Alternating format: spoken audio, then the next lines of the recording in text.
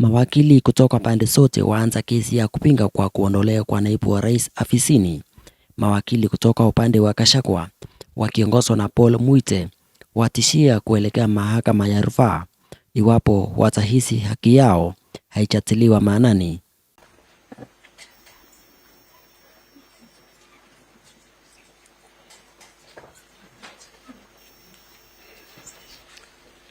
My Lord, Your Ladyship, the sole purpose of conservatory orders under Article 23 of the Constitution, which gives this court power to issue conservatory orders, is to preserve the substratum, the subject matter of the petition. Here, what is being preserved is the right, constitutional rights of the Deputy President who has challenged the impeachment for violating his rights, seeks to have that impeachment vacated and quashed. That is what needs to be preserved, and that is the purpose for which 3 judges issued conservatory orders, or 2 judges issued conservatory orders. But my lords, your ladyship, those 3 judges sitting separately, each one of them made a finding that there were serious, weighty constitutional issues raised that needed to be fully canvassed during the hearing of the petition, for the court to have the opportunity to give a considered decision on those issues, and therefore gave conservatory orders to preserve the subject matter so that the Deputy President remains in office.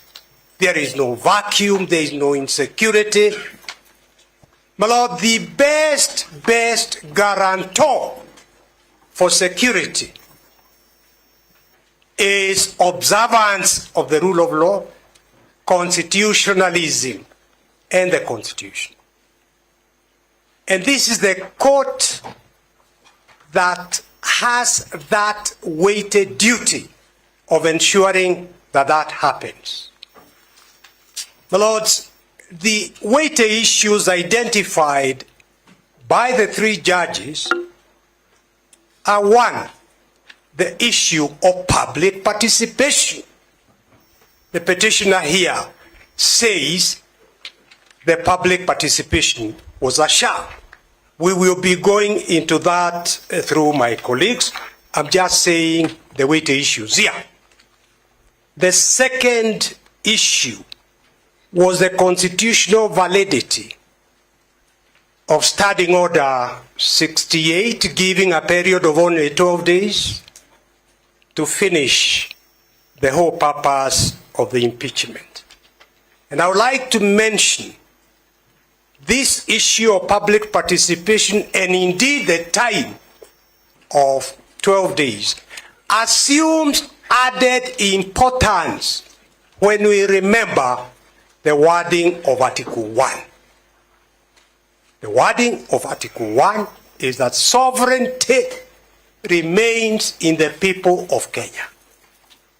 They have donated that power, that sovereignty, to your lordships, to your leadership, to the judiciary.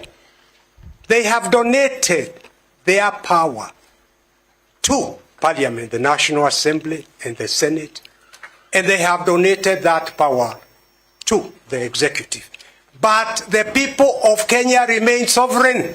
That is why there must be adequate public participation in terms of the decision in the British tobacco case. The third issue was proof, the threshold, serious violations of the Constitution. which the deputy president says do not exist in his place. Our opponents will be pointing out to you where it is that undermining the president is one of the grounds. But Lord, the people of Kenya, in retaining sovereignty in themselves, elected leaders, members of parliament, senators, deputy president, the president, to serve them. They are the employers. The deputy president, the president, the members of parliament are employed by the people of Kenya. And therefore, the people of Kenya have got a right to see how the people they have employed are discharging the duties they have been given. We look up to you, my lords, your leadership, to be the bench, what the judiciary is what the people of Kenya look up to hold the country together in terms of observance of the Constitution and of the rule of law. The people of Kenya, in electing the deputy president and the president and the senators and everybody else who is elected, they were not electing to go back to imperial presidency. And it is for this court to ensure that we do not go back to the imperial presidency, where the Constitution and the rule of law are replaced.